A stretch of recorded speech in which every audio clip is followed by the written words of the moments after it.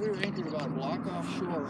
This big troop transport, and it's like the inside's about like the outside of the Veterans Memorial Arena, and it has a big ramp that they put down, and the amphibious tractors had gone in because they float in.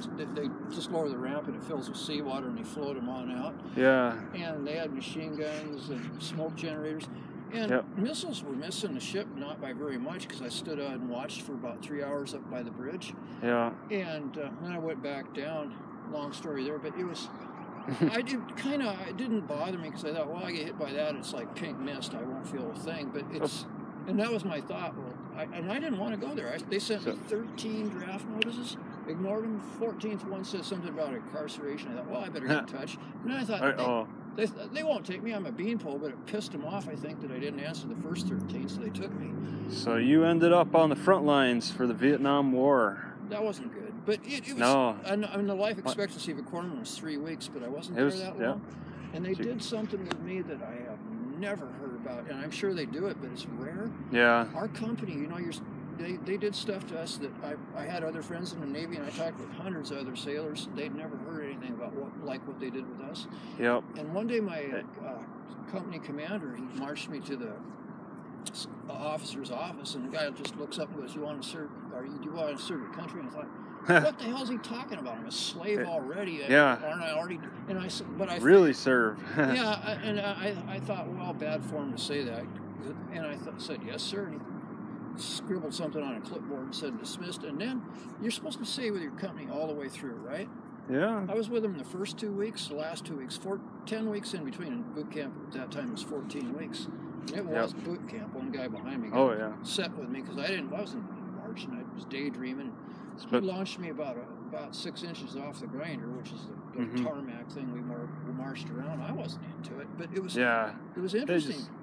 You don't want to deal with Marines too often. I mean, they got some. Well, I went through Navy boot camp. They sent me to Marine familiarization because I had to get 4 years to get a corpsman. They didn't tell me the rest of it. I didn't know anything about the military, and I just wanted to stay out of rice paddy. I had 3 hours left to choose an alternate service, or I would have to report to Fort Lewis.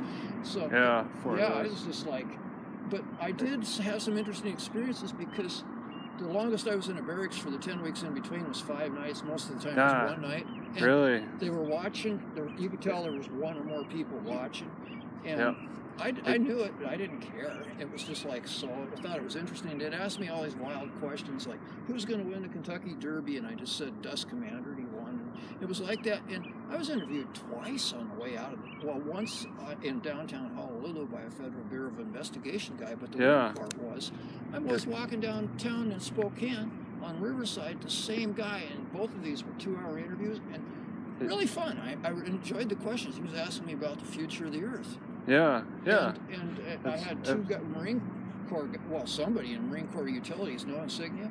They looked like that like twin Dolphs or something. They were so buff. They like in that movie with Dolph Rocky. Lundgren. Rocky. Yeah.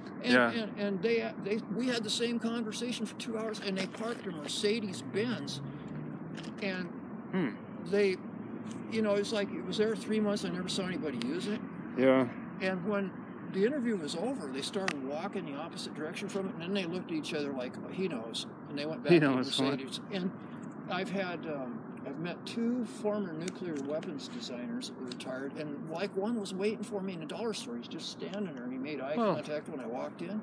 We talked for an hour. He shook my hand. I gave him a few suggestions. Yeah. Oh, yeah. Okay. And he said, yeah, that'd work. And it was funny, when I was in high school, somebody dropped a nuke weapons manual off on my desk in science class. I think the only reason was my grandfather was a genius, and he has got about a foot thick.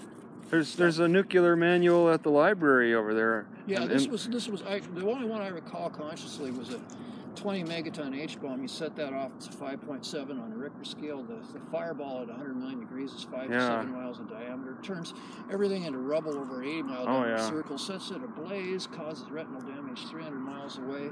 Initially, the crater is 1,800 feet deep. When debris falls back in, still 600 feet deep, radioactive, and a mile wide.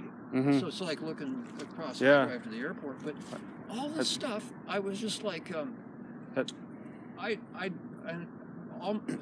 only thing is, I've never been able to do what I wanted to do. When I went to the community college, the guy, they wouldn't let me. They made every excuse to keep me away from the machine shop class. Oh, okay. That's tech school stuff anyway. Yeah, they didn't want me anywhere near where I could really build things because I'm interested in fail-safe living systems and different energy systems. And I begin to realize the big guys, they don't want this. And I found out that how much they don't want it. It was not that long ago, maybe a decade ago, I heard on a blurb on the morning news. Yeah. They had just repealed a law banning wind farms in Idaho. It was the petroleum people. And in Australia... Yeah, really? Yeah. And in Australia, people are getting rich off of wind selling. They are now. They're selling them, yeah. They are now. And it turned out in Australia, I was listening to a guy that deals with solar. He has branches of the company in the United States, and he sells them in Australia. He said the average home requires 17 panels, and it's the same brand he sells in Australia. But he said here it'll cost you $18,000, in Australia between $6,500 and $7,000. And he said it's because what the petroleum companies, the legislation they put in, they want to keep you on it, and that's why Donald was elected. He's one of their guys that wants to keep us on petroleum. But yeah, he's doing a good job of it. Yeah, I don't like it because it turns out I have resentment from the petroleum companies because and the DuPonts. It turns out I've heard two authors on public radio, which is Democratic, and one on Coast to Coast, which is iHeart, which is Republican. But there's all three of them say the same thing. Two of them wrote a book together on the ones on public radio, and one wrote a book independently. But they all three of them say that DuPonts were hardcore Nazis in the 20s, and I believe it because they said they put the lead in the gasoline, and I figured they were amygdalas. Maybe their children had them, I don't know. But it was interesting because absolutely, the lowest amount of lead you could get in standard gasoline was 4 grams per gallon and if I have any intelligence left, it's because I come from a high IQ on both sides of the family, but I probably lost all 80, 85 IQ. From that lead? Yeah.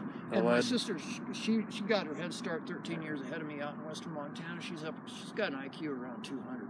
Yeah, that's great. But it's like, it shows what was done to us, and the damaged genes were passed on. So despite what Rush Limbaugh preaches, it was not the liberals dumbing people down. The genetic damage is done. And I think that's why the mafia came out of Italy, is because they were refining lead thousands of years ago, and it was damaging people. And the damaged genes were passed on. You heard of Mad Hatter's disease or mercury?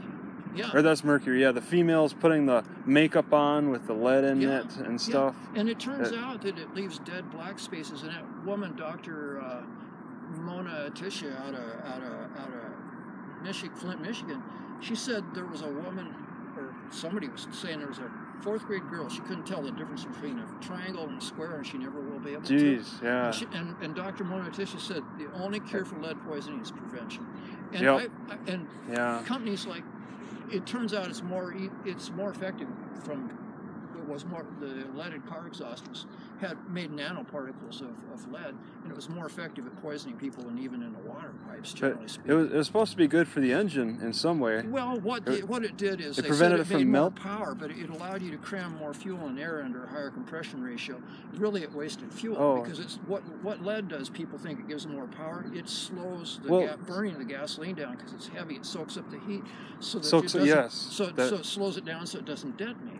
Yeah. But I found out they had the turbocharger invented before they ever put the lead in, and they had stainless steel in the 1800s. The Nobel brothers, in fact, built a stainless steel tunnel in the 1800s. That's a conspiracy. Yeah, it is. Absolutely. And it's so big, most people cannot see the crime. It's a crime. They poisoned hundreds, tens of millions of American citizens. Yeah. Because it was a Nazi thing. They wanted to dumb people down enough to where they thought they had a good job. Yeah, make them sheep. Turn them into sheep. Yeah, that's what they did. And it turns out, small chest cavity, small jaw. I wasn't supposed to be there. My mother's people were more like you. No, I got a narrow jaw myself. Well, that's part of it. And it also turns out it makes you many times more likely to be inflicted with cancer. It causes a huge amount of tooth decay because it makes the weak places, lead lines in the teeth where the bacteria can get in and destroy them. And I have had... I'm missing. You're missing some teeth? How old are you?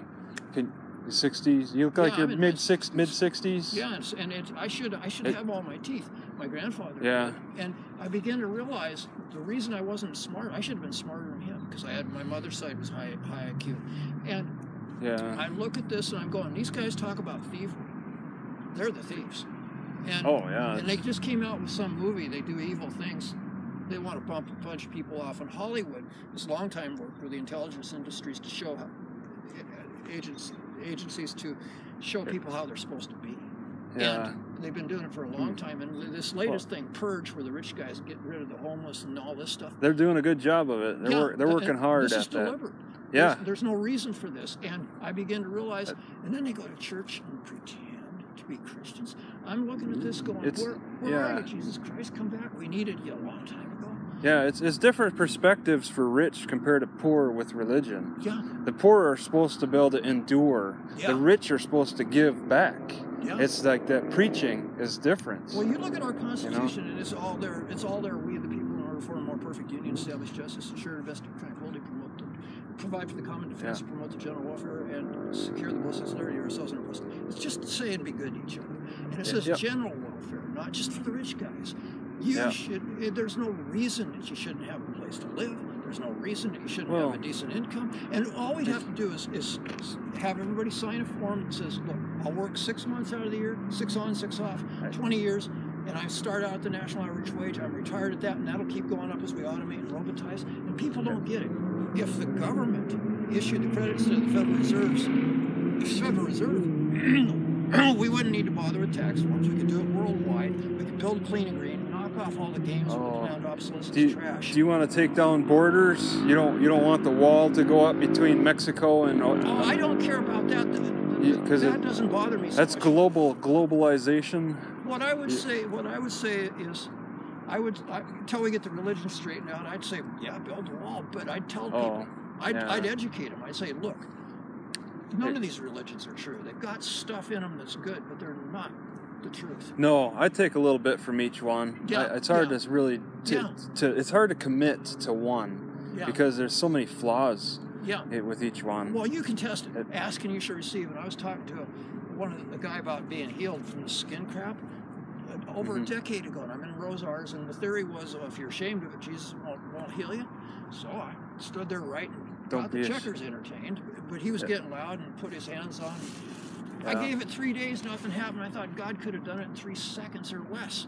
And it didn't happen. You beg for forgiveness on your deathbed, pretty much. Yeah. Right. Wait till the last minute. No, I don't. I'm always asking God for help, and maybe sometimes I'm helping more. And I'd be a fool to turn down anything for Jesus. Are you living in a house right now, or I live in my car? So I'm a traveler.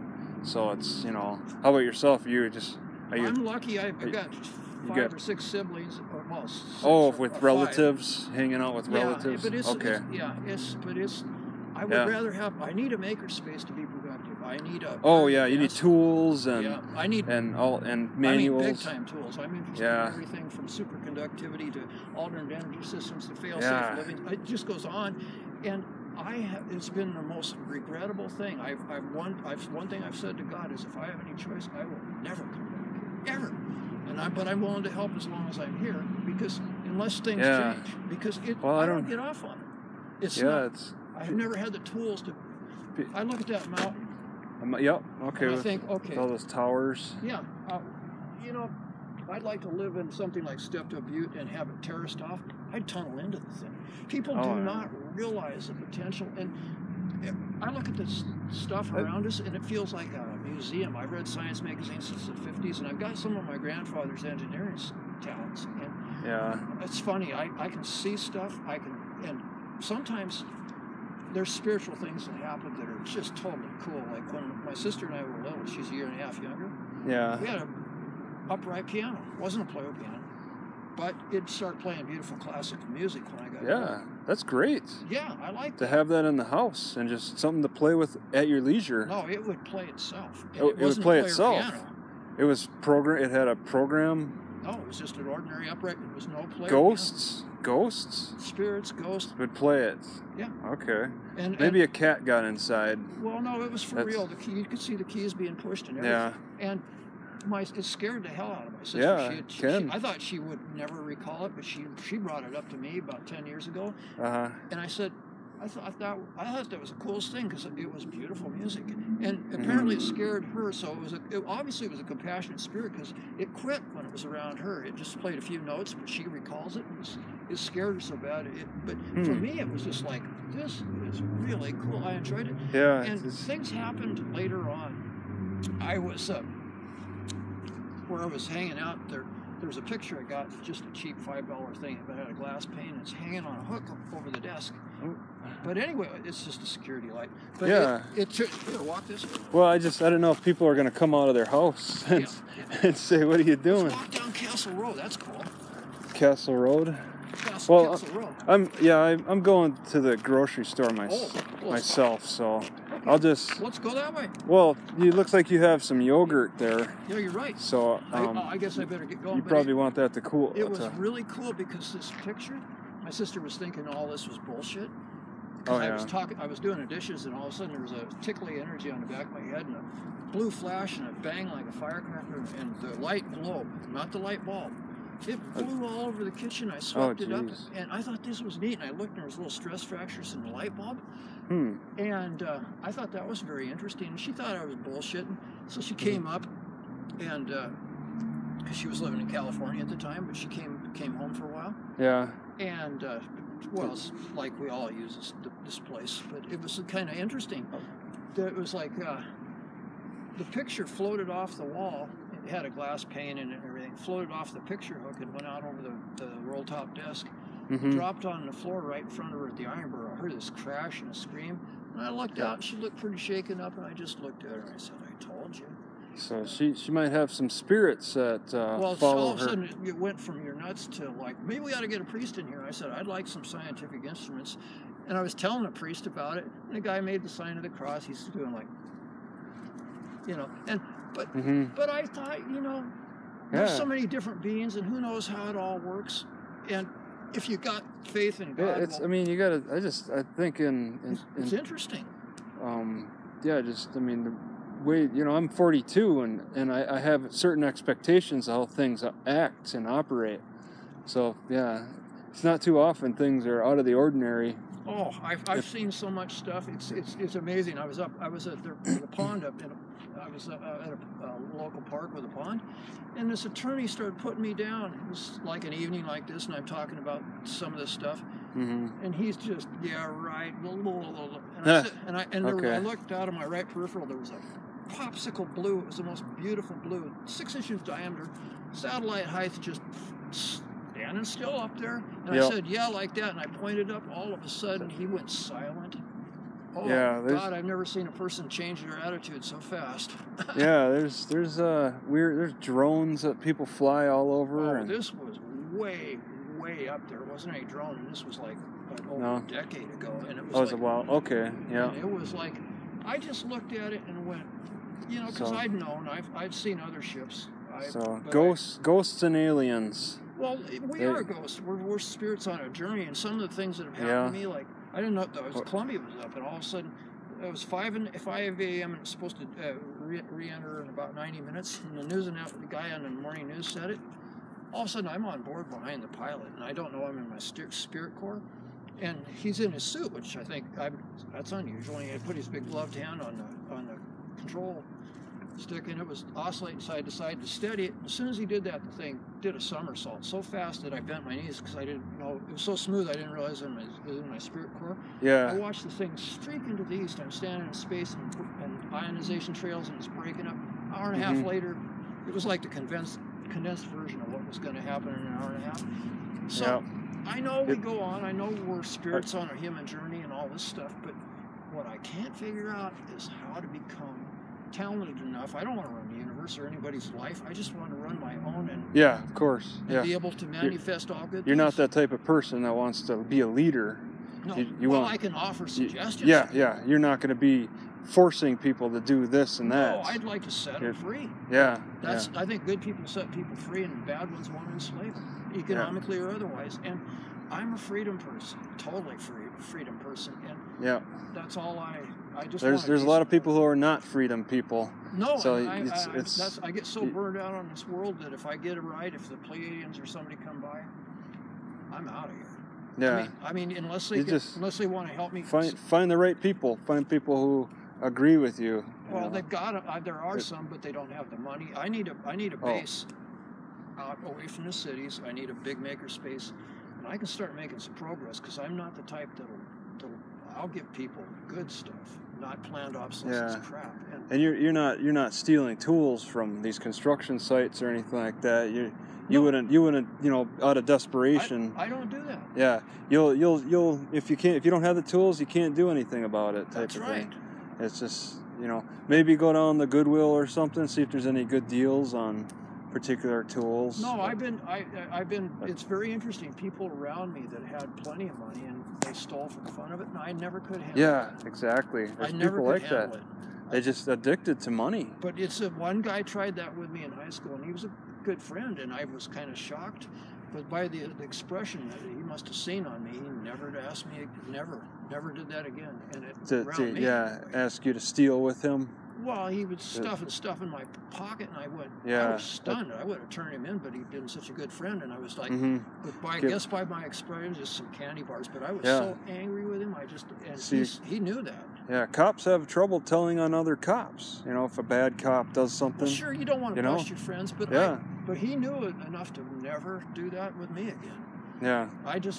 There's been light duty stuff like that, but I simply am a person that I like goodness for me and for everybody, and I look at the obscenity of all these unnecessary wars and the con jobs that they are, and I found out from the inside out that there's a lot, and what the problem is in every government, every country on the planet, it's the amygdalas running the show, and we ought to identify them and not be mean to them. They can't help it, but I would watch them. That's what I'd use our intelligence agencies. All it could take is a car accident, and it does something to their brain. Yeah, and I wouldn't be mean to people. I would say, look, they could have been one way, and then a car accident happens. Yeah, or they do drugs or something. There's turning. I'm not judging people. I'm just saying let's deal with it in a way.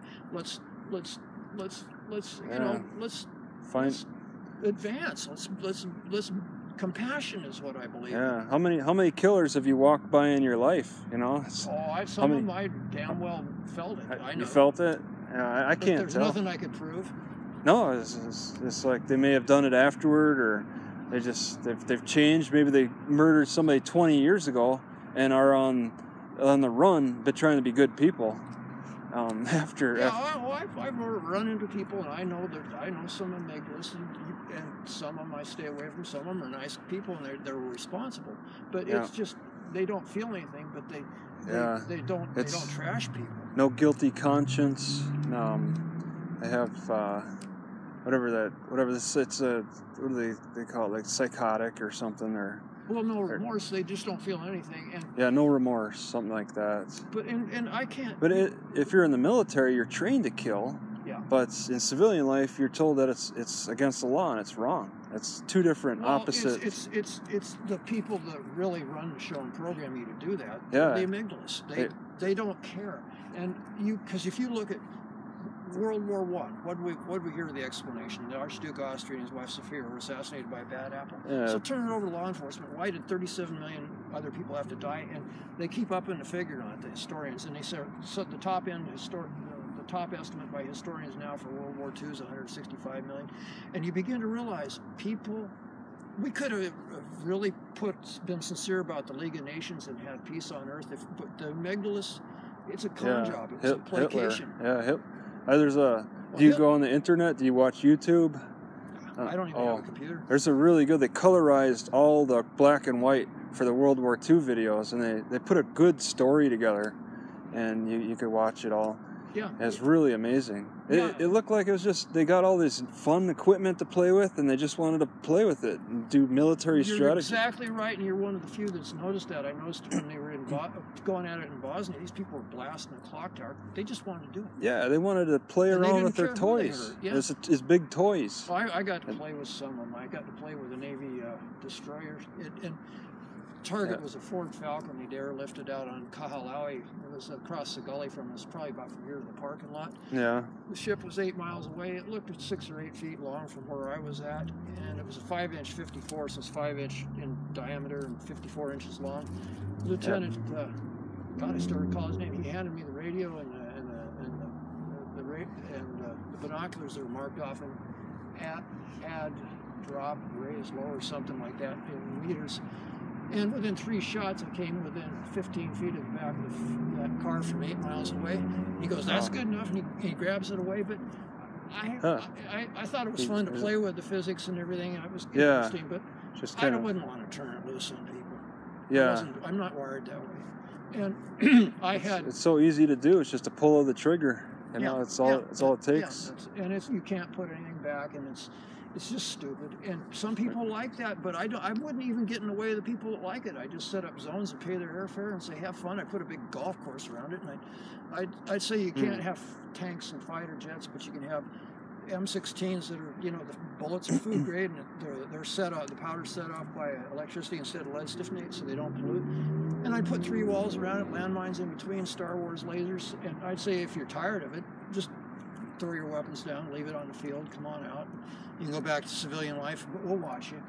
And because they're wired that way, and it's like, I think that if we got to quit trying to control people, and I'd pay them a great big bonus to get sterilized so they didn't make more. But I'd give them a nice place to live. I'd give them free medical, dental. I'd give them basic food, everything. And it'd be worth our money, and I think that should be for everybody anyway. And if we do that to cows and all kinds of animals, the 4-legged animals get that, but why not humans? Exactly. There's some kind of... it's because the amygdalas like to control. They like desperate people. It's entertainment to them. Desperate, Testosterone causes a lot of desperate situations. Well, I think it's just simply that we could be compassionate. You got a truck coming up.